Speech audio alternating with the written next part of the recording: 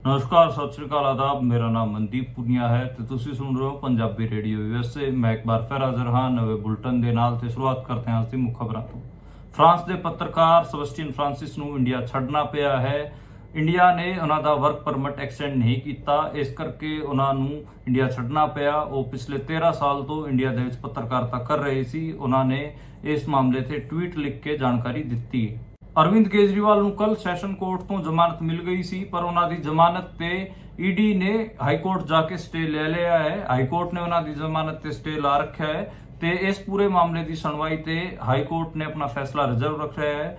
2-3 ਦਿਨਾਂ ਤੱਕ high court ਉਹਨਾਂ ਦੇ ਮਾਮਲੇ ਤੇ ਫੈਸਲਾ ਸੁਣਾ ਸਕਦਾ ਹੈ। ਇੰਡੀਆ ਦੇ ਵਿੱਚ ਬਹੁਤ ਜ਼ਿਆਦਾ ਗਰਮੀ ਪੈ ਰਹੀ ਹੈ ਤੇ ਗਰਮੀ ਕਰਕੇ ਇੱਥੇ ਹੀਟ ਵੇਵ ਯਾਨੀ ਲੂ ਕਰਕੇ ਲੋਕ ਬਿਮਾਰ ਪੜ ਰਹੇ ਹਨ। ਲਗਭਗ 40,000 ਦੇ ਨੇੜੇ ਤੇੜੇ ਲੋਕ ਹੀਟ ਵੇਵ ਦਾ ਸ਼ਿਕਾਰ ਹੋਏ ਹਨ। ਉਹਨਾਂ 'ਚ ਕਈ ਸੈਂਕੜਿਆਂ ਦੀ ਜਾਨ ਵੀ ਜਾ ਚੁੱਕੀ ਹੈ ਤੇ ਹਜ ਯਾਤਰਾ ਕਰਨ ਗਏ 100 ਦੇ ਨੇੜੇ ਤੇੜੇ ਇੰਡੀਅਨਸ ਵੀ ਮਾਰੇ ਜਾ ਚੁੱਕੇ ਹਨ। ਅੱਜ ਇੰਟਰਨੈਸ਼ਨਲ ਯੋਗਾ ਡੇ ਤੇ ਭਾਰਤ ਦੇ ਪ੍ਰਧਾਨ ਮੰਤਰੀ ਨਰਿੰਦਰ ਮੋਦੀ ਨੇ ਕਸ਼ਮੀਰ ਦੀ ਡਲ ਲੇਕ ਤੇ ਯੋਗਾ ਕੀਤਾ। ਉੱਥੇ ਉਹਨਾਂ ਨੇ ਸਕੂਲੀ ਬੱਚਿਆਂ ਨਾਲ ਫੋਟੋਆਂ ਵੀ ਖਿਚਵਾਈਆਂ ਅਤੇ ਉੱਥੇ ਉਹਨਾਂ ਨੇ ਨੋਰਮੈਲਸੀ ਦਿਖਾਉਣ ਦੀ ਕੋਸ਼ਿਸ਼ ਕੀਤੀ, ਜਦਕਿ ਆਪਾਂ ਨੂੰ ਪਤਾ ਹੈ ਕਿ ਕਸ਼ਮੀਰ ਦੇ ਵਿੱਚ ਨੋਰਮੈਲਸੀ ਨਹੀਂ ਹੈ। ਉੱਥੋਂ ਦੇ ਚੁਣੇ ਹੋਏ ਸਾਂਸਦ ਤੱਕ ਜੇਲ੍ਹ 'ਚ ਬੰਦ ਹਨ ਤੇ ਉੱਥੇ ਲਗਾਤਾਰ ਸਿਕਿਉਰਿਟੀ ਫੋਰਸਿਸ ਦਾ ਪਹਿਰਾ ਹੈ। ਇੰਡੀਆ ਦੇ ਵਿੱਚ ਨੀਟ ਐਗਜ਼ਾਮ ਨੂੰ ਲੈ ਕੇ ਖਾਸਾ ਰੌਲਾ ਪੈ ਰਿਹਾ ਹੈ। ਬਿਹਾਰ ਦੇ ਡਿਪਟੀ ਸੀਐਮ ਅਤੇ ਬੀਜੇਪੀ ਦੇ ਵੱਡੇ ਆਗੂ ਵਿਜੇ ਸਿੰਨਾ ਨੇ ਤੇਜਸਵੀ ਯਾਦਵ ਦੇ ਪੀਏ ਤੇ ਗੰਭੀਰ ਆਰੋਪ ਲਾਉਂਦਿਆਂ ਕਿਹਾ ਹੈ ਕਿ ਉਹਨਾਂ ਦੇ ਪੀਏ ਨੀਟ ਐਗਜ਼ਾਮ ਦੇ ਘੁਟਾਲੇ 'ਚ ਸ਼ਾਮਿਲ ਹਨ। ਉਹਨਾਂ ਨੇ ਐਨਐਚਆਈ ਦੇ ਇੱਕ ਗੈਸਟ ਹਾਊਸ ਦਾ ਵੀ ਜ਼ਿਕਰ ਕੀਤਾ ਹੈ। ਤੇਜਸਵੀ ਯਾਦਵ ਨੇ ਕਿਹਾ ਕਿ ਉਹਨਾਂ ਦੇ ਪੀਏ ਦੀ ਜਾਂਚ ਉਹ ਕਰ ਸਕਦੇ ਹਨ, ਉਹਨਾਂ ਦੀ ਸਰਕਾਰ ਹੈ, ਉਹ ਜੋ ਵੀ ਕਾਰਵਾਈ ਕਰਨਗੇ ਉਹਦਾ ਸਵਾਗਤ ਹੈ। ਇੰਡੀਆ ਦੇ ਵਿੱਚ ਐਂਟਰੈਂਸ ਐਗਜ਼ਾਮ ਅਤੇ ਕੰਪੀਟੀਟਿਵ ਐਗਜ਼ਾਮ ਲਗਾਤਾਰ ਕੈਂਸਲ ਹੋ ਰਹੇ ਹਨ। ਨੀਟ ਐਗਜ਼ਾਮ ਤੋਂ ਬਾਅਦ ਹੁਣ ਯੂਜੀਸੀ ਨੈਟ ਐਗਜ਼ਾਮ ਵੀ ਕੈਂਸਲ ਕਰ ਦਿੱਤਾ ਗਿਆ ਹੈ। ਟੈਸਟ ਕਰਾਉਣ ਵਾਲੀ ਐਨਟੀਏ ਨੈਸ਼ਨਲ ਟੈਸਟਿੰਗ ਏਜੰਸੀ ਨੇ ਕਿਹਾ ਹੈ ਕਿ ਐਗਜ਼ਾਮ ਦੀ ਇੰਟੀਗ੍ਰਿਟੀ ਨਾਲ ਛੇੜਖਾਨੀ ਕੀਤੀ ਗਈ ਹੈ, ਇਸ ਕਰਕੇ ਉਹਨਾਂ ਨੇ ਇਹ ਐਗਜ਼ਾਮ ਕੈਂਸਲ ਕੀਤਾ ਹੈ। ਇੰਡੀਆ ਦੇ ਐਜੂਕੇਸ਼ਨ ਮਿਨਿਸਟਰ ਧਰਮੇਂਦਰ ਪ੍ਰਧਾਨ ਨੂੰ ਅੱਜ ਇੰਟਰਨੈਸ਼ਨਲ ਯੋਗਾ ਡੇ ਤੇ ਦਿੱਲੀ ਯੂਨੀਵਰਸਿਟੀ ਦੇ ਵਿੱਚ ਹੋ ਰਹੇ ਇੱਕ ਪ੍ਰੋਗਰਾਮ 'ਚ ਸ਼ਾਮਿਲ ਨਹੀਂ ਹੋਣ ਦਿੱਤਾ ਗਿਆ ਤੇ ਸਟੂਡੈਂਟਾਂ ਨੇ ਉੱਥੇ ਇੱਕ ਵੱਡਾ ਪ੍ਰੋਟੈਸਟ ਕੀਤਾ। ਸਟੂਡੈਂਟ ਇਸ ਕਰਕੇ ਗੁੱਸਾ ਸੀ ਕਿਉਂਕਿ ਯੂਜੀਸੀ ਨੈਟ ਅਤੇ ਨੀਟ ਐਗਜ਼ਾਮ ਕੈਂਸਲ ਹੋਏ ਸੀ, ਇਸ ਕਰਕੇ ਐਜੂਕੇਸ਼ਨ ਮਿਨਿਸਟਰ ਨੂੰ ਇਸ ਕਾਰਜਕ੍ਰਮ 'ਚ ਸ਼ਾਮਿਲ ਨਹੀਂ ਹੋਣ ਦਿੱਤਾ ਗਿਆ। ਇਹ ਸੀਗੀਆਂ ਅੱਜ ਦੀਆਂ ਮੁੱਖ ਖਬਰਾਂ। ਹੁਣ ਕਰਦੇ ਆਪਾਂ ਇਹਨਾਂ ਖਬਰਾਂ ਦਾ ਵਿਸ਼ਲੇਸ਼ਣ ਤੇ ਸ਼ੁਰੂਆਤ ਕਰਦੇ ਹਾਂ ਪਹਿਲੀ ਖਬਰ ਤੋਂ, ਜਿਹੜੀ ਕਿ ਹੈਗੀ ਆ ਫਰਾਂਸ ਦੇ ਪੱਤਰਕਾਰ ਸੈਬਸਟੀਅਨ ਫਰਾਂਸਿਸ ਬਾਰੇ। ਸੈਬਸਟੀਅਨ ਫਰਾਂਸਿਸ ਨੇ ਕੱਲ ਸ਼ਾਮ ਨੂੰ ਇੱਕ ਟਵੀਟ ਲਿਖਿਆ ਜਿਸ 'ਚ ਉਹਨਾਂ ਨੇ ਦੱਸਿਆ ਕਿ ਉਹ ਪਿਛਲੇ 13 ਸਾਲ ਤੋਂ ਇੰਡੀਆ ਦੇ ਵਿੱਚ ਜਰਨਲਿਜ਼ਮ ਕਰ ਰਹੇ ਸੀ, ਪਰ ਇਸ ਵਾਰ ਉਹਨਾਂ ਨੂੰ ਕਿਤੇ ਨਾ ਕਿਤੇ ਉਹਨਾਂ ਦਾ ਵਰਕ ਪਰਮਿਟ ਐਕਸਟੈਂਡ ਨਹੀਂ ਕੀਤਾ ਗਿਆ, ਵਰਕ ਪਰਮਿਸ਼ਨ ਨਹੀਂ ਦਿੱਤੀ ਗਈ, ਇਸ ਕਰਕੇ ਉਹਨਾਂ ਨੂੰ ਇੰਡੀਆ ਛੱਡਣਾ ਪੈ ਰਿਹਾ ਹੈ ਤੇ ਉਹਨਾਂ ਨੂੰ ਇੰਡੀਆ ਛੱਡਣ ਵਾਸਤੇ ਇੰਡੀਅਨ ਗਵਰਨਮੈਂਟ ਨੇ ਮਜਬੂਰ ਕੀਤਾ। ਇਹ ਆਰੋਪ ਗੰਭੀਰ ਹਨ ਤੇ ਉਹ ਇਹ ਵੀ ਉਸ ਟਾਈਮ ਆ ਰਹੇ ਹਨ ਜਿਹਦੇ ਚ ਆਪਾਂ ਕਹੀਏ ਕਿ ਪਿਛਲੇ 3-4 ਮਹੀਨਿਆਂ 'ਚ 3-4 ਤੋਂ ਜ਼ਿਆਦਾ ਪੱਤਰਕਾਰ ਜਿਹੜੇ ਫੋਰਨ ਕੋਰਸਪੋਂਡੈਂਟ ਸੀਗੇ ਇੰਡੀਆ ਦੇ ਵਿੱਚ ਉਹ ਛੱਡ ਚੁੱਕੇ ਨੇ।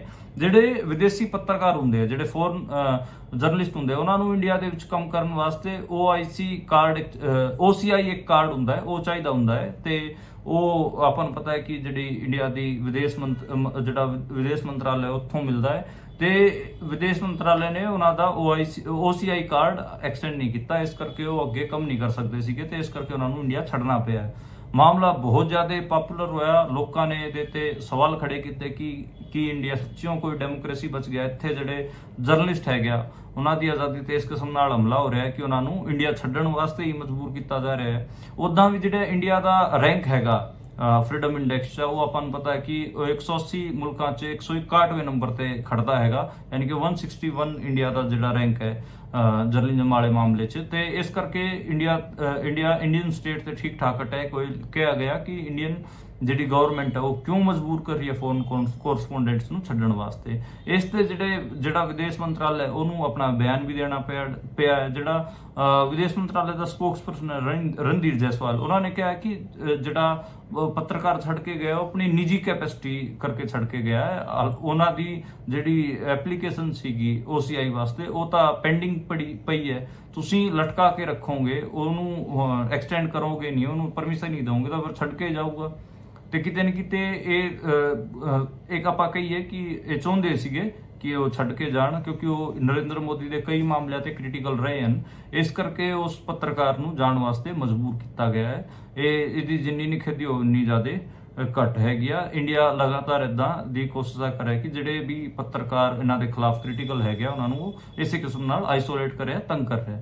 ਉਸ ਤੋਂ ਜਿਹੜੀ ਅਗਲੀ ਖਬਰ ਦੀ ਗੱਲ ਕਰੀਏ ਉਹ ਹੈਗੀ ਆ ਅਰਵਿੰਦ ਕੇਜਰੀਵਾਲ ਦੀ ਗ੍ਰਿਫਤਾਰੀ ਬਾਰੇ। ਉਹ ਅਰਵਿੰਦ ਕੇਜਰੀਵਾਲ ਆਪਾਂ ਨੂੰ ਪਤਾ ਕਿ ਤਿਹਾੜ ਜੇਲ੍ਹ 'ਚ ਬੰਧਨ ਸ਼ਰਾਬ ਘੋਟਾਲੇ 'ਚ ਉਹਨਾਂ ਦਾ ਪੂਰਾ ਮਾਮਲਾ ਚੱਲ ਰਿਹਾ ਹੈ। ਉਹਨਾਂ ਨੂੰ ਕੱਲ ਰਾਉਜ਼ ਐਵਨਿਊ ਕੋਰਟ ਤੋਂ ਜ਼ਮਾਨਤ ਮਿਲ ਗਈ ਸੀ, ਪਰ ਉਹਨਾਂ ਨੂੰ ਫਿਰ ਵੀ ਉਹ ਜੇਲ੍ਹ ਤੋਂ ਬਾਹਰ ਨਹੀਂ ਆ ਸਕਦੇ। ਉਹਦਾ ਇੱਕ ਰੀਜ਼ਨ ਕੀ ਹੈ? ਉਹਦਾ ਰੀਜ਼ਨ ਇਹ ਹੈ ਕਿ ਜਿਹੜੀ ਈਡੀ ਹੈ ਉਹ ਹਾਈ ਕੋਰਟ ਚਲੀ ਗਈ ਤੇ ਹਾਈ ਕੋਰਟ ਦੇ ਵਿੱਚ ਉਹਨਾਂ ਨੇ ਜਿਹੜੀ ਰਾਉਜ਼ ਐਵਨਿਊ ਕੋਰਟ ਤੋਂ ਉਹਨਾਂ ਨੂੰ ਜ਼ਮਾਨਤ ਮਿਲੀ ਸੀ ਉਹਦੇ ਤੇ ਸਟੇ ਲੈ ਲਿਆ। ਹਾਲਾਂਕਿ ਹਾਈ ਕੋਰਟ ਨੇ ਵੀ ਉਹਨਾਂ ਦੇ ਇਸ ਮਾਮਲੇ ਤੇ ਸਾਰੀ ਸੁਣਵਾਈ ਨੂੰ ਖਤਮ ਕਰ ਲਿਆ ਤੇ ਉਹਨਾਂ ਨੇ ਆਪਣਾ ਜਿਹੜਾ ਫੈਸਲਾ ਉਹ ਰਿਜ਼ਰਵ ਰੱਖ ਲਿਆ ਹੈ ਤੇ 3-4 ਦਿਨਾਂ ਤੱਕ ਕਿਤੇ ਨਾ ਕਿਤੇ ਉਹਨਾਂ ਦੇ ਇਸ ਮਾਮਲੇ ਤੇ ਫੈਸਲਾ ਆ ਸਕਦਾ ਹੈ।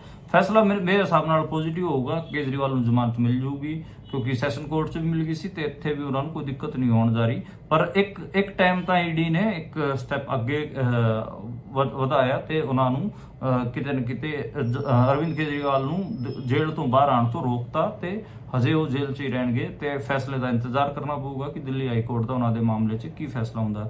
ਇਦਾਂ ਪਹਿਲਾਂ ਵੀ ਹੋ ਚੁੱਕਿਆ, ਜੀਐਨ ਸਾਈ ਬਾਬਾ ਵਾਲੇ ਕੇਸ 'ਚ ਮਹਾਰਾਸ਼ਟਰ ਦੇ ਹਾਈ ਕੋਰਟ ਤੋਂ ਉਹਨਾਂ ਨੂੰ ਜ਼ਮਾਨਤ ਮਿਲ ਗਈ ਸੀ, ਪਰ ਫਿਰ ਉਹਨਾਂ ਦੀ ਜ਼ਮਾਨਤ ਨੂੰ ਕਿਤੇ ਨਾ ਕਿਤੇ ਜਿਹੜੇ ਸੈਂਟਰਲ ਏਜੰਸੀਜ਼ ਸੀ ਉਹਨਾਂ ਨੇ ਸੁਪਰੀਮ ਕੋਰਟ ਦੇ ਵਿੱਚ ਚੈਲੰਜ ਕਰਤਾ। ਸੁਪਰੀਮ ਕੋਰਟ ਨੇ ਉਹਨਾਂ ਦੀ ਜਿਹੜੀ ਜ਼ਮਾਨਤ ਨੂੰ ਸਟੇ ਕਰਤਾ ਸੀਗਾ। ਉਸ ਤੋਂ ਬਾਅਦ ਦੁਬਾਰਾ ਫਿਰ ਉਹਨਾਂ ਨੇ ਅਰਜ਼ੀ ਲਾਈ। ਫਿਰ 6 ਮਹੀਨੇ ਦੇ ਨੇੜੇ ਤੇੜੇ ਦਾ ਟਾਈਮ ਇਸ ਪੂਰੇ ਪ੍ਰੋਸੈਸ 'ਚ ਲੱਗ ਗਿਆ ਸੀਗਾ ਤੇ 6 ਮਹੀਨੇ ਹੋਰ ਜੀਐਨ ਸਾਈ ਬਾਬਾ ਨੂੰ ਜੇਲ੍ਹ 'ਚ ਕੱਟਣੇ ਪਏ ਤੇ ਇਸੇ ਕਿਸਮ ਦਾ ਮਾਮਲਾ ਮੈਨੂੰ ਅਰਵਿੰਦ ਕੇਜਰੀਵਾਲ ਵਾਲੇ ਮਾਮਲੇ 'ਚ ਵੀ ਲੱਗ ਰਿਹਾ ਹੈ। ਹਾਲਾਂਕਿ ਇਹਨਾਂ ਨੂੰ ਰਿਲੀਫ ਜਲਦੀ ਮਿਲ ਸਕਦਾ ਹੈ। ਇਹਨਾਂ ਨੂੰ ਈਡੀ ਚਾਹ ਰਹੀ ਹੈ ਕਿ ਉਹਨਾਂ ਨੂੰ ਕਿਸੇ ਵੀ ਕਿਸਮ ਦਾ ਰਿਲੀਫ ਨਾ ਮਿਲੇ। ਉਸ ਤੋਂ ਜਿਹੜੀ ਅਗਲੀ ਖਬਰ ਦੀ ਗੱਲ ਕਰੀਏ ਉਹ ਹੈਗੀ ਹੈ ਹੀਟ ਵੇਵ ਬਾਰੇ। ਇੰਡੀਆ ਦੇ ਵਿੱਚ ਗਰਮੀ ਬਹੁਤ ਜ਼ਿਆਦਾ ਪੈ ਰਹੀ ਹੈ ਤੇ ਗਰਮੀ ਕਰਕੇ ਇੱਥੇ ਜਿਹੜਾ ਲੂ ਲੱਗਣਾ ਆਪਾਂ ਕਹਿੰਦੇ ਆ, ਫਿਰ ਲੂ ਚੱਲਣਾ ਕਹਿੰਦੇ ਆ, ਇਦਾਂ ਲੂ ਬਹੁਤ ਜ਼ਿਆਦਾ ਚੱਲ ਰਹੀ ਇੱਥੇ ਤੇ ਹੀਟ ਵੇਵ ਕਰਕੇ ਇੱਥੇ ਜਿਹੜੇ ਫੀਲਡ ਤੇ ਕੰਮ ਕਰਨ ਵਾਲੇ ਬੰਦੇ ਆ ਉਹ ਇਸ ਦਾ ਸ਼ਿਕਾਰ ਹੋ ਰਹੇ ਹਨ। 40,000 ਦੇ ਨੇੜੇ ਤੇੜੇ ਕੇਸ ਆਏ ਹਨ। ਮੈਂ ਵੀ ਕੱਲ ਹੀਟ ਵੇਵ ਦਾ ਸ਼ਿਕਾਰ ਹੋ ਗਿਆ ਸੀ ਤੇ ਰਾਮ ਮਨੋਹਰ ਲੋਹੀਆ ਹਸਪਤਾਲ 'ਚ ਭਰਤੀ ਰਿਹਾ ਤੇ ਉੱਥੇ ਮੈਂ ਜੋ ਦੇਖਿਆ ਉਹ ਮੈਂ ਦੱਸ ਦਿੰਦਾ। ਉੱਥੇ ਬਹੁਤ ਸਾਰੇ ਪੁਲਿਸ ਵਾਲੇ ਭਰਤੀ ਸੀਗੇ, ਬਹੁਤ ਸਾਰੇ ਜਿਹੜੇ ਗਾਰਡ ਹੁੰਦੇ ਜਵਾਨ ਹੁੰਦੇ ਉਹ ਭਰਤੀ ਸੀਗੇ, ਜਿਹੜੇ ਫੀਲਡ ਤੇ ਕੰਮ ਕਰਦੇ, ਰਿਕਸ਼ਾ ਪੁੱਲਰ ਹੋ ਗਏ ਜਾਂ ਫਿਰ ਫੀਲਡ ਦੇ ਵਿੱਚ ਜਿਨ੍ਹਾਂ ਦਾ ਕੰਮ ਹੁੰਦਾ ਉਸ ਕਿਸਮ ਦੇ ਲੋਕ ਸਾਰੇ ਭਰਤੀ ਸੀਗੇ ਤੇ ਸਾਰਿਆਂ ਨੂੰ ਲੂ ਲੱਗੀ ਹੋਈ ਸੀ, ਹੀਟ ਵੇਵ ਲੱਗੀ ਹੋਈ ਸੀ। ਈਵਨ ਜਿਹੜੇ ਇੰਡੀਆ ਤੋਂ ਬਾਹਰ ਗਏ ਹਨ ਹਜ ਯਾਤਰਾ ਵਾਸਤੇ ਉਹ ਵੀ ਜਿਹੜੇ ਮੁਲਕ ਹੈਗੇ ਉਹ ਖਾਸੇ ਗਰਮ ਹੈਗੇ ਆ ਤੇ ਕਾਜ਼ਾ ਦੇ ਵਿੱਚ ਖਾਸੀ ਗਰਮੀ ਪੈ ਰਹੀ ਹੈ ਤੇ ਉੱਥੇ 100 ਦੇ ਨੇੜੇ ਤੇੜੇ ਜਿਹੜੇ ਹਜ ਯਾਤਰੀ ਸੀਗੇ ਇੰਡੀਆ ਦੇ ਉਹਨਾਂ ਦੀ ਡੈਥ ਹੋ ਚੁੱਕੀ ਹੈ ਤੇ ਇੰਡੀਆ ਦੇ ਵਿੱਚ ਵੀ ਬਹੁਤ ਜ਼ਿਆਦਾ ਡੈਥਾਂ ਦੇਖਣ ਨੂੰ ਮਿਲ ਰਹੀਆਂ ਹਨ। ਤੇ ਇਹਦਾ ਰੀਜ਼ਨ ਕੀ ਹੈ? ਇਹਦਾ ਰੀਜ਼ਨ ਇਹ ਹੈ ਕਿ ਗਰਮੀਆਂ ਦੇ ਵਿੱਚ ਬਹੁਤ ਜ਼ਿਆਦਾ ਗਰਮੀ ਪੈ ਰਹੀ ਇੰਡੀਆ ਦੇ ਵਿੱਚ, ਸਿਆਲਾਂ ਦੇ ਵਿੱਚ ਬਹੁਤ ਜ਼ਿਆਦਾ ਸਰਦੀ ਪੈ ਰਹੀ ਹੈ, ਬਹੁਤ ਜ਼ਿਆਦਾ ਠੰਡ ਪੈ ਰਹੀ ਹੈ ਤੇ ਇਹਨਾਂ ਨੂੰ ਆਪਾਂ ਜੇ ਗੱਲ ਕਰੀਏ ਇਹਨਾਂ ਨੂੰ ਕਿਸ ਖਾਤੇ ਪਾਵਾਂਗੇ ਤੇ ਕਲਾਈਮੇਟ ਚੇਂਜ ਦਾ ਨਾਂ ਤਾਂ ਲੈ ਹੀ ਰਹੇ ਨੇ। ਇਹਨੂੰ ਕਲਾਈਮੇਟ ਚੇਂਜ ਦੇ ਖਾਤੇ ਤੋਂ ਵੀ ਜੇ ਥੋੜਾ ਹੋਰ ਆਪਾਂ ਇਹਦੀ ਡੰਗਿਆਈ 'ਚ ਉਤਰੀਏ ਤੇ ਫਿਰ ਇਹਨਾਂ ਨੂੰ ਕਹਾਂਗੇ ਐਕਸਟ੍ਰੀਮ ਵੈਦਰ ਕੰਡੀਸ਼ਨਸ। ਤੇ ਜਿਹੜੇ ਇਹ ਐਕਸਟ੍ਰੀਮ ਵੈਦਰ ਕੰਡੀਸ਼ਨਸ ਹੋ ਰਹੇ ਹਨ ਉਹਦੇ 'ਚ ਜਦੋਂ ਮੌਨਸੂਨ ਆਉਂਦਾ ਹੈਗਾ ਉਦੋਂ ਬਹੁਤ ਜ਼ਿਆਦਾ ਬਾਰਿਸ਼ ਹੁੰਦੀ ਹੈ। ਪੰਜਾਬ ਹਰਿਆਣੇ ਦੇ ਵਿੱਚ, ਹਿਮਾਚਲ ਦੇ ਵਿੱਚ ਆਪਾਂ ਨੂੰ ਬਾੜ ਦੇਖਣ ਨੂੰ ਮਿਲੀ ਸੀ। ਜਦੋਂ ਸੁੱਕਾ ਪੈਂਦਾ ਤੇ ਸੁੱਕਾ ਹੀ ਬਹੁਤ ਜ਼ਿਆਦਾ ਪੈਂਦਾ, ਜਿਵੇਂ ਬੁੰਦੇਲਖੰਡ ਵਾਲਾ ਰੀਜਨ ਹੈ ਮਹਾਰਾਸ਼ਟਰ ਦੇ ਵਿੱਚ, ਜਿਵੇਂ ਸੁੱਕਾ ਪਿਆ ਤੇ ਉੱਥੇ ਸੁੱਕਾ ਹੀ ਪੈਂਦਾ ਹੈ। ਤੇ ਆਪਾਂ ਨੂੰ ਗਲੇਸ਼ੀਅਰ ਪਿੰਗਲਨ ਬਾਰੇ ਵੀ ਪਤਾ ਹੈ, ਆਪਾਂ ਨੂੰ ਇਹ ਵੀ ਪਤਾ ਕਿ ਜਿਹੜਾ ਸੀ ਲੈਵਲ ਹੈ ਉਹ ਵੀ ਰਾਈਜ਼ ਹੋ ਰਿਹਾ ਹੈ, ਉਹ ਵੀ ਉੱਪਰ ਉੱਠ ਰਿਹਾ ਹੈ ਤੇ ਬਹੁਤ ਸਾਰੀਆਂ ਥਾਵਾਂ ਅਗਲੇ ਕੁਝ ਸਾਲਾਂ 'ਚ ਡੁੱਬ ਜਾਣਗੀਆਂ। ਇਸ ਬਾਰੇ ਵੀ ਇਸ ਕਿਸਮ ਦੀਆਂ ਖਬਰਾਂ ਵੀ ਆਪਾਂ ਪੜ੍ਹਦੇ ਹਾਂ ਤੇ ਇਹ ਸਾਰੇ ਪਿੱਛੇ ਕਾਰਨ ਇੱਕ ਹੀ ਦੱਸਿਆ ਜਾਂਦਾ, ਉਹ ਹੈਗਾ ਕਲਾਈਮੇਟ ਚੇਂਜ। ਇੰਡੀਆ ਦੇ ਵਿੱਚ ਜਿਹੜਾ ਪਬਲਿਕ ਸਪੀਅਰ ਉਹਦੇ ਵਿੱਚ ਕਲਾਈਮੇਟ ਚੇਂਜ ਬਾਰੇ ਕੋਈ ਬਹੁਤ ਜ਼ਿਆਦਾ ਗੱਲ ਤਾਂ ਨਹੀਂ ਹੁੰਦੀ, ਪਰ ਹੁਣ ਗੱਲ ਹੋਣ ਲੱਗ ਪਈ ਹੈ। ਸਰਕਾਰ ਇਹਦੇ ਤੇ ਸੀਰੀਅਸ ਨਹੀਂ ਹੈ। ਪ੍ਰਧਾਨ ਮੰਤਰੀ ਨਰਿੰਦਰ ਮੋਦੀ 1-2 ਵਾਰ ਜੁਮਲੇਬਾਜ਼ੀ ਤਾਂ ਕਰ ਚੁੱਕੇ ਨੇ ਪਰ ਇਹਦੇ ਬਾਰੇ ਉਹਨਾਂ ਨੇ ਕੋਈ ਖਾਸ ਕਦਮ ਉਠਾਏ ਨਹੀਂ ਹੈ। ਤੇ ਜਿਹੜਾ ਐਕਸਟ੍ਰੀਮ ਵੈਦਰ ਕੰਡੀਸ਼ਨਸ ਆ ਉਹਦੇ ਕਰਕੇ ਕੀ ਨੁਕਸਾਨ ਹੋਏ ਉਸ ਦਾ ਮੈਂ ਥੋੜਾ ਜਿਹਾ ਬਿਊਰਾ ਦੇ ਦਿੰਦਾ। ਜਿਵੇਂ ਆਪਾਂ ਨੂੰ ਪਤਾ ਕਿ ਕਰੋਨਾ ਕਾਲ ਸੀਗਾ, ਉਦੋਂ ਆਪਾਂ ਨੂੰ ਇਹ ਦੇਖਣ ਨੂੰ ਮਿਲਿਆ ਸੀ ਜਦੋਂ ਸਾਰੇ ਵਹੀਕਲ ਬੰਦ ਸੀਗੇ ਇੰਡੀਆ ਦੇ, ਸਾਰੀ ਇੰਡਸਟਰੀ ਬੰਦ ਸੀ ਕਿਉਂਕਿ ਲੋਕਡਾਊਨ ਲੱਗਿਆ ਹੋਇਆ ਸੀ। ਉਦੋਂ ਜਿਹੜਾ ਜਲੰਧਰ ਤੋਂ ਆਪਾਂ ਨੂੰ ਜਿਹੜੇ ਪਹਾੜ ਸੀਗੇ ਹਿਮਾਚਲ ਦੇ ਉਹ ਦੇਖਣ ਨੂੰ ਮਿਲਦੇ ਸੀਗੇ ਤੇ ਇਦਾਂ ਪਹਾੜੀਆਂ ਦੂਰ ਦਾ ਜਿਹੜੇ ਨਜ਼ਾਰੇ ਉਹ ਦੇਖਣ ਨੂੰ ਮਿਲ ਗਏ ਸੀਗੇ। ਉਹਦਾ ਰੀਜ਼ਨ ਇਹ ਸੀਗਾ ਪੋਲੂਸ਼ਨ ਇੱਥੇ ਬਹੁਤ ਜ਼ਿਆਦਾ ਘੱਟ ਹੋ ਗਿਆ ਸੀਗਾ, ਬਹੁਤ ਘੱਟ ਪੋਲੂਸ਼ਨ ਰਹਿ ਗਿਆ ਸੀਗਾ। ਪਰ 2 ਸਾਲ ਬੀਤੇ ਯਾਨੀ ਕਿ 2022 ਤੋਂ ਬਾਅਦ ਲਗਾਤਾਰ ਆਪਾਂ ਨੂੰ ਦੇਖਣ ਨੂੰ ਮਿਲਿਆ ਕਿ ਜਿਹੜਾ ਕ੍ਰੌਪ ਸਿਸਟਮ ਹੈ ਪੰਜਾਬ ਹਰਿਆਣੇ ਦਾ ਉਹਦੇ ਤੇ ਵੀ ਅਸਰ ਪਿਆ। ਜਿਵੇਂ ਕਣਕ ਦੀ ਝਾੜ ਘਟੀ 2022 ਦੀ ਮੈਂ ਗੱਲ ਕਰਾਂ, ਜੇ 2022 ਦੀ ਮੌਕੇ ਮੈਂ ਇੱਕ ਸਟੋਰੀ ਵੀ ਕੀਤੀ ਸੀ ਡਾਊਨ ਟੂ ਅਰਥ ਮੈਗਜ਼ੀਨ 'ਚ, ਜਿਹੜੀ ਕਿ ਇੰਡੀਆ ਦੇ এনवायरमेंट ਤੇ ਕੰਮ ਕਰਦੀ ਹੈਗੀ ਆ। ਪੰਜਾਬ ਹਰਿਆਣੇ ਦੇ ਕਿਸਾਨਾਂ ਨੂੰ ਜਿਹੜੀ ਕਣਕ ਦੀ ਝਾੜ ਸੀਗੀ ਉਹ 10 ਤੋਂ 15% ਉਹਨਾਂ ਨੂੰ ਘੱਟ ਮਿਲੀ ਉਸ ਸਾਲ। ਤੇ ਉਹਦਾ ਰੀਜ਼ਨ ਕੀ ਸੀ ਕਿ ਫਰਵਰੀ ਮਹੀਨੇ ਦੇ ਵਿੱਚ ਇੱਕਦਮ ਬਹੁਤ ਜ਼ਿਆਦਾ ਗਰਮੀ ਪੈ ਗਈ, ਜਦ ਕਿ ਫਰਵਰੀ ਮਹੀਨਾ ਆਪਾਂ ਨੂੰ ਪਤਾ ਹੈ ਕਿ ਫਰਵਰੀ ਮਹੀਨਾ ਇਦਾਂ ਦਾ ਹੁੰਦਾ ਜਿਸ 'ਚ ਜਿਹੜਾ ਕਣਕ ਦੀ ਜਿਹੜੀ ਆਪਾਂ ਕਹੀਏ ਕਿ ਜਿਹੜਾ ਦਾਣਾ ਹੁੰਦਾ ਕਣਕ ਦਾ ਦਾਣਾ, ਉਹਦੇ 'ਚ ਵਜ਼ਨ ਬਣਦਾ, ਯਾਨੀ ਕਿ ਉਹ ਭਾਰੀ ਹੁੰਦਾ ਹੈ। ਪਰ ਉਸ ਟਾਈਮ ਇੱਕਦਮ ਗਰਮੀ ਪੈ ਗਈ, ਉਹਦੇ 'ਚ ਵਜ਼ਨ ਤਾਂ ਵੱਧਦਾ ਜੇ ਠੰਡ ਪਵੇ, ਪਰ ਉਸ ਟਾਈਮ ਠੰਡ ਨਹੀਂ ਪਈ, ਇੱਕਦਮ ਗਰਮੀ ਪੈ ਗਈ ਤੇ ਇੱਕੋ ਲਖਤ ਤੇ ਗਰਮੀ ਪੈਣ ਕਰਕੇ ਉਹ ਜਿਹੜਾ ਦਾਣਾ ਸੀਗਾ ਉਹ ਸੁੱਕ ਗਿਆ, ਉਹ ਛੋਟਾ ਹੀ ਰਹਿ ਗਿਆ। ਤੇ ਇਸ ਕਰਕੇ ਜਿਹੜਾ ਆਪਾਂ ਕਿੱਲੇ 'ਚ 60-65 ਮਣ ਜਿਹੜੀ ਕਣਕ ਲੈਂਦੇ ਹੁੰਦੇ ਸੀਗੇ, ਉਹ 55 ਜਾਂ ਫਿਰ 50 ਮਣ ਤੱਕ ਉਹ ਰਹਿ ਗਈ ਸੀਗੀ ਤੇ ਕਿਸਾਨਾਂ ਨੂੰ ਠੀਕ ਠਾਕ ਨੁਕਸਾਨ ਉਠਾਉਣਾ ਪਿਆ ਸੀਗਾ। ਇਹਦੇ ਬਾਰੇ ਮੈਂ ਰਿਪੋਰਟ ਵੀ ਕੀਤਾ ਸੀ। ਤੇ ਇਹ ਕਿਤੇ ਨਾ ਕਿਤੇ ਐਕਸਟ੍ਰੀਮ ਵੈਦਰ ਕੰਡੀਸ਼ਨਸ, ਯਾਨੀ ਕਿ ਇੱਕੋ ਲਖਤ ਤੇ ਗਰਮੀ ਹੋ ਜਾਣੀ, ਇੱਕੋ ਲਖਤ ਤੇ ਬਹੁਤ ਜ਼ਿਆਦਾ ਠੰਡ ਪੈ ਜਾਣੀ, ਇਸ ਦੇ ਖਾਤੇ ਜਾਊਗਾ। ਤੇ ਫਿਰ ਇੱਕੋ ਲਖਤ ਤੇ 2023 ਚ ਆਪਾਂ ਨੂੰ ਇੰਨੀ ਜ਼ਿਆਦਾ ਬਾਰਿਸ਼ ਦੇਖਣ ਨੂੰ ਮਿਲੀ ਕਿ ਹਿਮਾਚਲ ਦੇ ਵਿੱਚ ਬਾੜ ਆਈ, ਉਹਦੇ ਕਰਕੇ ਜਿਹੜੇ ਪਲੇਨ ਸੀਗੇ ਪੰਜਾਬ ਅਤੇ ਹਰਿਆਣਾ, ਇੱਥੇ ਵੀ ਬਾੜ ਆਈ। ਘੱਗਰ ਨਦੀ ਨੇ ਤਾਂ ਸਾਰਾ ਪੰਜਾਬ ਸਾਰਾ ਹਰਿਆਣਾ ਡਬੋ ਰੱਖਿਆ ਸੀਗਾ। ਤੇ ਉਹ ਚੀਜ਼ਾਂ, ਉਹ ਪਿਛਲੇ ਸਾਲ ਜਿਹੜੀ ਬਾੜ ਸੀ ਉਹ ਵੀ ਅਸੀਂ ਕਵਰ ਕੀਤੀ ਸੀ, ਉਹ ਵੀ ਤੁਸੀਂ ਦੇਖਿਆ ਸੀਗਾ ਸਾਰਾ ਨਜ਼ਾਰਾ।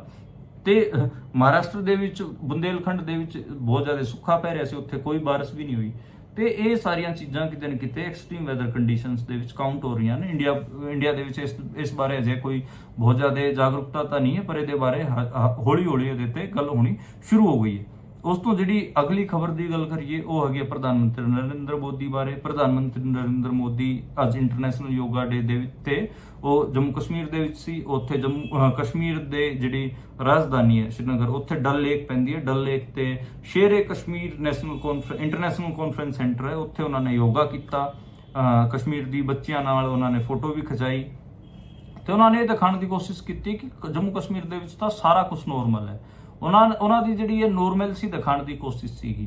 ਇਹਦੇ ਪਿੱਛੇ ਕੀ ਹੈ ਕਿ ਕਸ਼ਮੀਰ 'ਚ ਸੱਚੀਓ ਨੋਰਮੈਲਸੀ ਹੈ?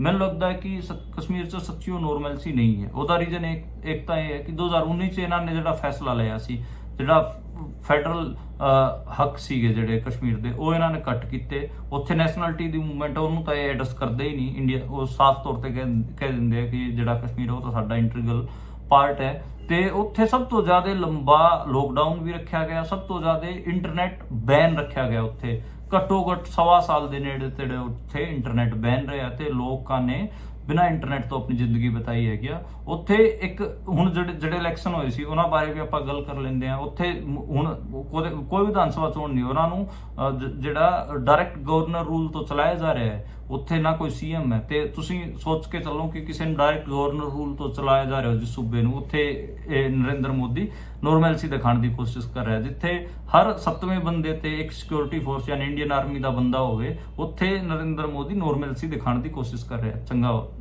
ਮੈਨੂੰ ਲੱਗਦਾ ਕਿ ਲੋਕ ਇੰਨੇ ਤਾਂ ਸਮਝਦਾਰ ਹੈਗੇ ਉੱਥੇ ਕਿ ਇਸ ਚੀਜ਼ ਨੂੰ ਨੋਰਮੈਲਸੀ ਨਹੀਂ ਕਿਹਾ ਜਾਂਦਾ, ਇਹਨੂੰ ਨੋਰਮਲ ਕੰਡੀਸ਼ਨ ਨਹੀਂ ਕਿਹਾ ਜਾਂਦਾ। ਨਰਿੰਦਰ ਮੋਦੀ ਜਿਹੜਾ ਨੋਰਮੈਲਸੀ ਜਿੱਥੇ ਦਿਖਾ ਰਹੇ ਸੀ, ਉੱਥੋਂ ਬਾਰਾਮੂਲਾ ਤੋਂ ਇੱਕ ਸਾਂਸਦ ਇਸ ਵਾਰ ਚੁਣ ਕੇ ਆਏ ਹਨ, ਇੰਜੀਨੀਅਰ ਰਾਸ਼ਿਦ। ਤੇ ਇੰਜੀਨੀਅਰ ਰਾਸ਼ਿਦ ਆਪਾਂ ਨੂੰ ਪਤਾ ਕਿ ਜੇਲ੍ਹ 'ਚ ਬੰਦ ਹੈਗੇ, ਉਹਨਾਂ ਤੇ UAP ਲਾ ਰੱਖਿਆ ਇਹਨਾਂ ਨੇ।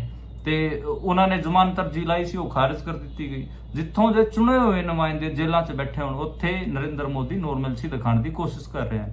ਪੰਜਾਬ 'ਚ ਵੀ ਇਹੀ ਸੇਮ ਕੇਸ ਹੈ। ਪੰਜਾਬ 'ਚ ਆਪਾਂ ਨੂੰ ਪਤਾ ਕਿ ਜਿਹੜੇ MP ਨੂੰ ਸਭ ਤੋਂ ਜ਼ਿਆਦਾ ਵੋਟਾਂ ਨਾਲ ਜਿੱਤ ਹਾਸਲ ਹੋਈ, ਯਾਨੀ ਕਿ ਅਮਰਿਤਪਾਲ ਸਿੰਘ ਨੂੰ ਖਡੂਰ ਸਾਹਿਬ ਤੋਂ ਸਭ ਤੋਂ ਵੱਡੀ ਲੀਡ ਨਾਲ ਪੰਜਾਬ ਦੇ ਵਿੱਚ ਜਿੱਤ ਹਾਸਲ ਹੋਈ ਸੀ, ਪਰ ਉਹ ਹਜੇ ਤੱਕ ਜੇਲ੍ਹ 'ਚ ਬੈਠਿਆ ਗਿਆ। ਉਹਨਾਂ ਦੀ NSA ਨੂੰ ਐਕਸਟੈਂਡ ਕਰ ਦਿੱਤਾ ਗਿਆ ਹੈਗਾ। ਉਹਨਾਂ ਦੇ ਨਾਲ 9 ਹੋਰ ਜਿਹੜੇ ਸਿੰਘ ਹੈਗੇ, ਉਹਨਾਂ ਦੀ NSA ਨੂੰ ਵੀ ਐਕਸਟੈਂਡ ਕੀਤਾ ਗਿਆ ਹੈਗਾ। ਉਹ ਸਾਰੇ ਦੇ ਸਾਰੇ ਅਸਮ ਦੀ ਡਿਬਰੂਗੜ੍ਹ ਜੇਲ੍ਹ 'ਚ ਹੈਗੇ। ਤੇ ਜਿਹੜੇ ਨਰਿੰਦਰ ਮੋਦੀ ਹੈਗੇ, ਉਹ ਕਸ਼ਮੀਰ ਦੇ ਵਿੱਚ ਨੋਰਮੈਲਸੀ ਦਿਖਾਉਣ ਦੀ ਕੋਸ਼ਿਸ਼ ਕਰ ਰਹੇ। ਤੁਸੀਂ ਦੱਸੋ ਫਿਰ ਕਿ ਇਹ ਨੋਰਮੈਲਸੀ ਹੈ ਜਾਂ ਨਹੀਂ ਹੈ? ਮੇਰੇ ਹਿਸਾਬ ਨਾਲ ਤਾਂ ਇਹ ਕੋਈ ਨੋਰਮੈਲਸੀ ਨਹੀਂ ਹੈ। ਉੱਥੋਂ ਦੇ ਲੋਕਾਂ ਦੇ ਜਿਹੜੇ ਬੇਸਿਕ ਰਾਈਟਸ ਹੈ, ਉਹਨਾਂ ਤੇ ਡਾਕਾ ਪਾ ਰੱਖਿਆ ਹੈ ਇੰਡੀਅਨ ਗਵਰਨਮੈਂਟ ਨੇ। ਤੇ ਹੁਣ ਉੱਥੇ ਉਹ ਨੋਰਮੈਲਸੀ ਦਿਖਾਉਣ ਵਾਸਤੇ ਯੋਗਾ ਕਰ ਰਹੇ ਹਨ ਤੇ ਇਸ ਕਿਸਮ ਦੀਆਂ ਚੀਜ਼ਾਂ ਕਰ ਰਹੇ ਹਨ, ਜਿਹਦਾ ਮੈਨੂੰ ਲੱਗਦਾ ਕਿ ਕੋਈ ਅਸਰ ਨਹੀਂ ਹੋਣਾ।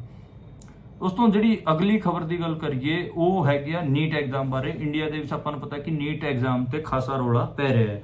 ਨੀਟ ਐਗਜ਼ਾਮ ਬੇਸਿਕਲੀ ਇੱਕ ਮੈਡੀਕਲ ਐਂਟਰੈਂਸ ਐਗਜ਼ਾਮ ਹੁੰਦਾ ਜਿਸ ਨੂੰ ਕਲੀਅਰ ਕਰਕੇ ਬੱਚਿਆਂ ਨੂੰ MBBS ਦੀ ਪੜ੍ਹਾਈ ਵਾਸਤੇ ਸਰਕਾਰੀ ਮੈਡੀਕਲ ਕਾਲਜਾਂ 'ਚ ਐਡਮਿਸ਼ਨ ਮਿਲਦਾ। ਉਹ ਲੀਕ ਹੋਇਆ, ਉਹਦਾ ਵੀ ਪਤਾ ਆਪਾਂ ਨੂੰ।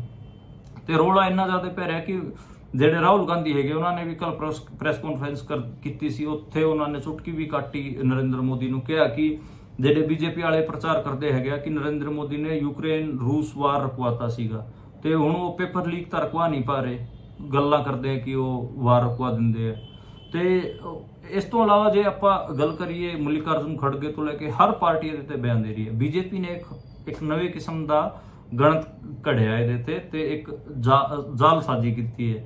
ਜਿਹੜੇ ਬੀਜੇਪੀ ਦੇ ਵੱਡੇ ਆਗੂ ਹੈਗੇ ਆ ਤੇ ਬਿਹਾਰ ਦੇ ਡਿਪਟੀ ਸੀਐਮ ਹੈਗੇ ਵਿਜੇ ਸਿੰਨਾ, ਉਹਨਾਂ ਨੇ ਕਿਹਾ ਕਿ ਇਸ ਮਾਮਲੇ 'ਚ ਜਿਹੜਾ ਤੇਜਸਵੀ ਯਾਦਵ ਦਾ ਪੀਏ ਹੈ ਉਹਨੇ ਪ੍ਰੀਖਿਆ ਲੀਕ ਕਰਵਾਈ। ਉਹਨਾਂ ਨੇ ਇੱਕ ਪ੍ਰੈਸ ਕਾਨਫਰੰਸ ਵੀ ਕੀਤੀ, ਉਹਦੇ 'ਚ ਉਹਨਾਂ ਨੇ NHI ਦੇ ਇੱਕ ਗੈਸਟ ਹਾਊਸ ਦਾ ਜ਼ਿਕਰ ਕੀਤਾ ਕਿ ਉੱਥੇ ਉਹਨਾਂ ਨੇ ਬਹਿ ਕੇ ਇਹ ਪੇਪਰ ਲੀਕ ਕਰਾਇਆ ਹੈ। ਜਦੋਂ ਚੈੱਕ ਕੀਤਾ ਗਿਆ ਤਾਂ NHI ਦਾ ਪਟਨਾ 'ਚ ਕੋਈ ਗੈਸਟ ਹਾਊਸ ਹੀ ਨਹੀਂ ਹੈ। ਖੁਦ NHI ਨੇ ਇਹਦੇ ਤੇ ਬਿਆਨ ਦਿੱਤਾ ਕਿ ਸਾਡਾ ਕੋਈ ਗੈਸਟ ਹਾਊਸ ਨਹੀਂ ਹੈ। ਤਾਂ ਵਿਜੇ ਸਿੰਨਾ ਦੀ ਕਿਰਕਿਰੀ ਵੀ ਹੋਈ ਹੈ। ਈਵਨ ਤੇਜਸਵੀ ਯਾਦਵ ਨੇ ਕਹਿਤਾ ਸੀਗਾ ਕਿ ਤੁਹਾਡੀ ਸਰਕਾਰ ਹੈ, ਕਰੋ ਕਾਰਵਾਈ, ਜੇ ਸਬੂਤ ਮਿਲਦੇ ਹੈਗੇ ਤੁਸੀਂ ਭੇਜੋ ਜੇਲ੍ਹ, ਕਿਉਂ ਇਹਦੇ ਤੇ ਤੁਸੀਂ ਢਿਲਾਈ ਵਰਤ ਰਹੇ ਹੋ। ਤੇ ਪਰ ਆਪਾਂ ਨੂੰ ਪਤਾ ਹੈ ਕਿ ਇਸ ਕਿਸਮ ਦਾ ਕੁਝ ਮਾਮਲਾ ਹੈ ਨਹੀਂ। ਉਹਨਾਂ ਨੇ ਇਹ ਸਾਰਾ ਪ੍ਰਪੰਚ ਦੀ ਰਚਨਾ ਸੀਗਾ। ਉਸ ਤੋਂ ਜੇ ਅਗਲੀ ਗੱਲ ਕਰੀਏ ਆਪਾਂ, ਖਾਲੀ ਨੀਟ ਦਾ ਐਗਜ਼ਾਮ ਨਹੀਂ ਕੈਂਸਲ ਇਸ ਘੇਰੇ 'ਚ ਹੈਗਾ।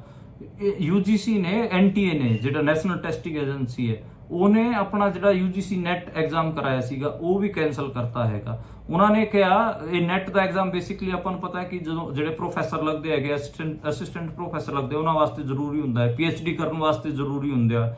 ਇਸ ਤੇ JRF ਦੀ ਫੈਲੋਸ਼ਿਪ ਵੀ ਮਿਲਦੀ ਹੈ। ਨੈਟ ਦਾ ਐਗਜ਼ਾਮ ਆਪਾਂ ਕਈ ਵਾਰ ਤੁਹਾਨੂੰ NRI ਨੂੰ ਕੋਈ ਰਿਸ਼ਤਾ ਹੁੰਦਾ ਉਦੋਂ ਕਹਿੰਦੇ ਨੇ ਕਿ ਕੁੜੀ ਨੈਟ ਪਾਸ ਹੈ, ਨੈਟ ਵੀ ਪਾਸ ਕੀਤਾ ਹੋਇਆ। ਮਾਸਟਰਸ ਬਾਅਦ ਇਹ ਐਗਜ਼ਾਮ ਹੁੰਦਾ ਹੈ, ਉਸ ਤੋਂ ਬਾਅਦ ਐਲੀਜੀਬਿਲਿਟੀ ਹੋ ਜਾਂਦੀ ਹੈ PhD ਦੀ ਵੀ ਤੇ ਅਸਿਸਟੈਂਟ ਪ੍ਰੋਫੈਸਰਸ਼ਿਪ ਦੀ ਵੀ। ਯੂਨੀਵਰਸਿਟੀਆਂ 'ਚ ਜਾਂ ਕਾਲਜਾਂ 'ਚ ਪੜ੍ਹਾ ਸਕਦਾ ਬੰਦਾ ਉਸ ਐਗਜ਼ਾਮ ਨੂੰ ਕੁਆਲੀਫਾਈ ਕਰਕੇ। ਤੇ ਨੈਟ ਦਾ ਐਗਜ਼ਾਮ ਵੀ ਕੈਂਸਲ ਕਰ ਦਿੱਤਾ ਗਿਆ। ਕਿਹਾ ਗਿਆ ਕਿ ਜਿਹੜਾ ਨੈਟ ਇਸ ਐਗਜ਼ਾਮ ਦੀ ਜਿਹੜੀ ਇੰਟੀਗ੍ਰਿਟੀ ਹੈ ਉਹਦੇ 'ਚ ਛੇੜਛਾੜ ਹੋਈ ਹੈ ਤੇ ਇਹ ਨੁਕਤਾ ਅਪਣਾਇਆ ਗਿਆ ਤੇ ਜਿਹੜੀ ਕਿਤੇ ਨਾ ਕਿਤੇ ਇਸ ਐਗਜ਼ਾਮ ਨੂੰ ਫਿਰ ਕੈਂਸਲ ਕਰ ਦਿੱਤਾ ਗਿਆ।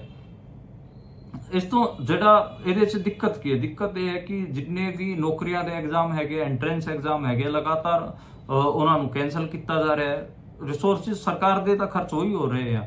ਜਿਹੜੇ ਲੋਕ ਹੈਗੇ ਆ, ਜਿਹੜੇ ਨੌਜਵਾਨ ਤਿਆਰੀ ਕਰਦੇ ਹਨ ਐਗਜ਼ਾਮਸ ਦੀ, ਉਹਨਾਂ ਨੂੰ ਦਿੱਕਤਾਂ ਦਾ ਸਾਹਮਣਾ ਕਰਨਾ ਪੈ ਰਿਹਾ। ਨੌਕਰੀਆਂ ਦੇ ਬਹੁਤ ਸਾਰੇ ਜਿਹੜੇ ਰਿਕਰੂਟਮੈਂਟ ਪ੍ਰੋਸੈਸ ਹੈ, ਯਾਨੀ ਕਿ ਭਰਤੀਆਂ ਜਿਹੜੀਆਂ ਹੁੰਦੀਆਂ ਨੇ ਉਹਨਾਂ ਦੇ ਜਿਹੜੇ ਕੰਪੀਟੀਟਿਵ ਐਗਜ਼ਾਮ ਉਹ ਵੀ ਬਹੁਤ ਸਾਰੇ ਕੈਂਸਲ ਹੋਏ ਹਨ। ਤੇ ਇਹਨਾਂ ਨੂੰ ਨੌਕਰੀ ਘਟਾਲਿਆਂ ਦੀ ਸਰਕਾਰ, ਪੇਪਰ ਲੀਕ ਦੀ ਸਰਕਾਰ, ਈਵਨ ਰਾਹੁਲ ਗਾਂਧੀ ਹੋਰਾਂ ਨੇ ਕਿਹਾ ਕਿ ਅਸੀਂ ਮਾਨਸੂਨ ਸੈਸ਼ਨ 'ਚ ਇਹ ਮੁੱਦਾ ਉਠਾਵਾਂਗੇ ਕਿ ਜਿਹੜੇ ਪੇਪਰ ਲੀਕ ਹੋ ਰਹੇ ਇਸ ਮੁੱਦੇ ਨੂੰ ਅਸੀਂ ਚੱਕਾਂਗੇ। ਉਸ ਤੋਂ ਇਹਦਾ ਅਸਰ ਕੀ ਪਿਆ ਇਹ ਵੀ ਆਪਾਂ ਗੱਲ ਕਰ ਲੈਂਦੇ ਹਾਂ, ਕਿਉਂਕਿ ਇਸ ਤੋਂ ਅਗਲੀ ਖਬਰ ਇਹਦੇ ਨਾਲ ਹੀ ਜੁੜੀ ਹੋਈ ਹੈ। ਦਿੱਲੀ ਯੂਨੀਵਰਸਿਟੀ ਦੇ ਵਿੱਚ ਇੰਟਰਨੈਸ਼ਨਲ ਯੋਗਾ ਡੇ ਦਾ ਪ੍ਰੋਗਰਾਮ ਸੀਗਾ। ਉੱਥੇ ਇੰਡੀਆ ਦਾ ਐਜੂਕੇਸ਼ਨ ਮਿਨਿਸਟਰ ਧਰਮਿੰਦਰ ਪ੍ਰਧਾਨ ਜਾਣਾ ਚਾਹੁੰਦਾ ਸੀਗਾ ਯੋਗਾ ਕਰਨ ਵਾਸਤੇ, ਪਰ ਉੱਥੇ ਸਟੂਡੈਂਟਾਂ ਨੇ ਇੰਨਾ ਜ਼ਿਆਦਾ ਵੱਡਾ ਪ੍ਰੋਟੈਸਟ ਕੀਤਾ ਕਿ ਉਹ ਜਾ ਨਹੀਂ ਪਾਇਆ। ਤੇ ਇਹਦੇ ਰਿਪਰਕਸ਼ਨ ਸੀ ਹੈਗਾ, ਸਟੂਡੈਂਟਾਂ ਦੇ ਵਿੱਚ ਬਹੁਤ ਜ਼ਿਆਦਾ ਗੁੱਸਾ ਹੈਗਾ, ਬਹੁਤ ਜ਼ਿਆਦਾ ਰੋਹ ਹੈਗਾ। ਈਵਨ ਉਹਨਾਂ ਦੇ ਪੇਰੈਂਟਸ ਦੇ ਵਿੱਚ ਵੀ ਹੈਗਾ। ਦਿੱਲੀ ਯੂਨੀਵਰਸਿਟੀ ਦੇ ਵਿੱਚ ਇੱਕ ਬਹੁਤ ਵੱਡਾ ਪ੍ਰੋਟੈਸਟ ਹੋਇਆ ਤੇ ਧਰਮਿੰਦਰ ਪ੍ਰਧਾਨ ਨੂੰ ਅੱਜ ਯੋਗਾ ਨਹੀਂ ਕਰਨ ਦਿੱਤਾ ਗਿਆ। ਇਹਦੇ ਕਿਤੇ ਨਾ ਕਿਤੇ ਆਪਾਂ ਕਹਿ ਸਕਦੇ ਹਾਂ ਕਿ ਬਾਇਓ ਪ੍ਰੋਡਕਟ ਕਹਿ ਲਓ, ਰਿਪਰਕਸ਼ਨ ਕਹਿ ਲਓ, ਇਹ ਆਪਾਂ ਨੂੰ ਦੇਖਣ ਨੂੰ ਮਿਲ ਰਹੇ ਹਨ। ਤੇ ਇਹਦੇ ਤੇ ਖਾਸਾ ਰੌਲਾ ਪੈ ਰਿਹਾ ਹੈ ਕਿ ਭਰਤੀ ਲੀਕ, ਜਿਹੜੇ ਪੇਪਰ ਲੀਕ ਹੋ ਰਹੇ ਇਹਨਾਂ ਤੇ ਖਾਸਾ ਰੌਲਾ ਪੈ ਰਿਹਾ ਹੈ। ਇਹ ਤਾਂ ਅੱਜ ਦੀਆਂ ਮੁੱਖ ਖਬਰਾਂ ਸੀਗੀਆਂ, ਉਹਨਾਂ ਦਾ ਵਿਸ਼ਲੇਸ਼ਣ ਸੀਗਾ। ਹੁਣ ਆਪਾਂ ਆਖਰ 'ਚ ਜਾਂਦੇ ਕਿੱਸੇ ਬਾਰੇ ਗੱਲ ਕਰ ਲੈਂਦੇ ਹਾਂ ਕਿ ਉਹ ਕਿੱਸਾ ਕੀ ਹੈ ਕਿ ਬੀਜੇਪੀ ਨਾਲ ਜਿਨ੍ਹਾਂ ਵੀ ਪਾਰਟੀਆਂ ਨੇ ਅਲਾਈਅੰਸ ਕੀਤਾ ਉਹਨਾਂ ਦਾ ਬਹੁਤ ਬੁਰਾ ਹਾਲ ਹੋਇਆ। ਜਿਵੇਂ 1999 ਦੇ ਵਿੱਚ ਅਟਲ ਬਿਹਾਰੀ ਵਾਜਪੇਈ ਦੀ ਸਰਕਾਰ ਨੂੰ, ਬੀਜੇਪੀ ਦੀ ਸਰਕਾਰ ਨੂੰ ਸਮਰਥਨ ਦੇਣ ਵਾਲੇ ਸਿਰਫ ਦੋ ਵੱਡੇ ਦਲ ਸੀਗੇ, ਦੋ ਵੱਡੀਆਂ ਪਾਰਟੀਆਂ ਸੀਗੀਆਂ। ਇੱਕ ਸੀਗਾ ਅਕਾਲੀ ਦਲ, ਪ੍ਰਕਾਸ਼ ਸਿੰਘ ਬਾਦਲ ਦੀ ਅਗਵਾਈ ਵਾਲਾ ਜਿਹੜਾ ਅਕਾਲੀ ਦਲ ਸੀਗਾ, ਉਹਨੇ ਉਹਨਾਂ ਦਾ ਸਮਰਥਨ ਕੀਤਾ ਸੀਗਾ। ਦੂਸਰੀ ਸੀਗੀ ਸ਼ਿਵ ਸੈਨਾ। ਅੱਜ ਦੇ ਟਾਈਮ ਆਪਾਂ ਗੱਲ ਕਰੀਏ ਤਾਂ ਅਕਾਲੀ ਦਲ ਸਿਰਫ ਇੱਕ ਸੀਟ ਤੇ ਸੁੰਗੜ ਕੇ ਰਹਿ ਗਿਆ ਹੈ ਤੇ ਸ਼ਿਵ ਸੈਨਾ ਦੇ ਬੀਜੇਪੀ ਵਾਲੇ ਨੇ 2 ਟੋਟੇ ਕਰਾਤੇ ਹੈਗੇ। ਉਸ ਤੋਂ ਬਾਅਦ ਅਸਮ ਗਣ ਪਰਿਸ਼ਦ ਨੇ ਇਹਨਾਂ ਦਾ ਸਾਥ ਦਿੱਤਾ ਸੀਗਾ। ਅਸਮ ਦੇ ਵਿੱਚ ਅਸਮ ਗਣ ਪਰਿਸ਼ਦ ਮੇਨ ਪਾਰਟੀ ਹੁੰਦੀ ਸੀ, ਪਰ ਅੱਜ ਦੇ ਟਾਈਮ ਅਸਮ ਗਣ ਪਰਿਸ਼ਦ ਦਾ ਬੁਰਾ ਹਾਲ ਹੈ ਤੇ ਉੱਥੇ ਬੀਜੇਪੀ ਮੇਨ ਪਾਰਟੀ ਹੈ। AIADMK ਨੇ ਇਹਨਾਂ ਦਾ ਸਾਥ ਦਿੱਤਾ ਸੀਗਾ, ਉਹਨਾਂ ਦਾ ਕੀ ਹਾਲ ਆਪਾਂ ਨੂੰ ਪਤਾ ਹੈ ਕਿ ਉਹ ਬਿਲਕੁਲ ਸੁੰਗੜ ਚੁੱਕੇ ਹਨ। BRS ਨੇ, ਤੇਲੰਗਾਨਾ 'ਚ BRS ਨੇ ਇਹਨਾਂ ਦਾ ਸਾਥ ਦਿੱਤਾ ਸੀਗਾ, ਉਹਨਾਂ ਦਾ ਕੀ ਹਾਲ ਉਹ ਆਪਾਂ ਨੂੰ ਪਤਾ ਹੈ। YRCP ਜਿਹੜੀ YSR ਕਾਂਗਰਸ ਜਿਹਨੂੰ ਆਪਾਂ ਕਹਿੰਦੇ ਆ ਅਤੇ ਆਂਧਰ ਪ੍ਰਦੇਸ਼, ਉਹਨਾਂ ਨੇ ਇਹਨਾਂ ਦਾ ਸਾਥ ਦਿੱਤਾ ਸੀਗਾ ਰਾਜ ਸਭਾ 'ਚ, ਉਹਨਾਂ ਦਾ ਕੀ ਹਾਲ ਉਹ ਵੀ ਆਪਾਂ ਨੂੰ ਪਤਾ ਹੈ। ਤੇ ਜੇ ਗੱਲ ਕਰੀਏ ਹਰਿਆਣੇ ਦੇ ਚੌਟਾਲਿਆਂ ਨੇ ਇਹਨਾਂ ਦਾ ਸਾਥ ਦਿੱਤਾ ਸੀਗਾ, ਉਹਨਾਂ ਨਾਲ ਕੀ ਹੋਈ ਹੈ ਉਹ ਵੀ ਆਪਾਂ ਆਪਣੇ ਸਾਰਾ ਸਾਹਮਣੇ ਹੈਗਾ, ਉਹਨਾਂ ਦਾ ਵੀ ਬਹੁਤ ਜ਼ਿਆਦਾ ਬੁਰਾ ਹਾਲ ਹੈਗਾ। ਤੇ ਬੀਜੇਪੀ ਨਾਲ ਜਿਹੜੀ ਵੀ ਪਾਰਟੀ ਜਾਂਦੀ ਹੈ ਉਹਦਾ ਇਹ ਹਾਲ ਹੋ ਜਾਂਦਾ। ਹੁਣ ਜੇਡੀਯੂ ਅਤੇ ਟੀਡੀਪੀ ਗਏ ਹੋਏ ਹਨ, ਉਹਨਾਂ ਦੇ ਅਲਾਈਅੰਸ ਕਰਕੇ ਇਹ ਸਰਕਾਰ ਚੱਲ ਰਹੀ ਹੈ, ਪਰ ਉਹਨਾਂ 'ਚ ਇਹ ਸੀਰੀਅਸਲੀ ਡਿਸਕਸ ਹੋ ਰਿਹਾ ਹੈ। ਇਸ ਕਰਕੇ ਲੋਕ ਇਹ ਵੀ ਪੁੱਛ ਰਹੇ ਹਨ ਕਿ ਇਹ ਜਿਹੜੀ ਅਲਾਈਅੰਸ ਵਾਲੀ ਸਰਕਾਰ ਹੈ ਨਰਿੰਦਰ ਮੋਦੀ ਇਹ ਕਿੰਨੇ ਦਿਨ ਚੱਲੂਗੀ। ਇਹ ਤਾਂ ਨਹੀਂ ਕਹਿ ਸਕਦੇ ਕਿ ਕਿੰਨੇ ਦਿਨ ਚੱਲੂਗੀ, ਪਰ ਉਹਨਾਂ ਦੇ ਵਿੱਚ ਜੇ ਡਿਸਕਸ਼ਨ ਹੈਗਾ ਤਾਂ ਕਿਤੇ ਨਾ ਕਿਤੇ ਅੱਗੇ ਨਰਿੰਦਰ ਮੋਦੀ ਨੂੰ ਦਿੱਕਤਾਂ ਦਾ ਸਾਹਮਣਾ ਕਰਨਾ ਪੈ ਸਕਦਾ ਹੈ। ਤੇ ਇਹ ਸੀਗੀਆਂ ਅੱਜ ਦੀਆਂ ਮੁੱਖ ਖਬਰਾਂ। ਕਿੱਸਾ ਵੀ ਮੈਂ ਸੁਣਾਤਾ ਤੇ ਵਿਸ਼ਲੇਸ਼ਣ ਵੀ ਸੁਣਾਇਆ। ਕੱਲ ਆਪਾਂ ਫਿਰ ਦੁਬਾਰਾ ਮਿਲਾਂਗੇ ਇਸੇ ਟਾਈਮ ਇਸੇ ਘੜੀ ਤੇ ਤੁਸੀਂ ਦੇਖਦੇ ਤੇ ਸੁਣਦੇ ਰਹੋ ਪੰਜਾਬੀ ਰੇਡੀਓ।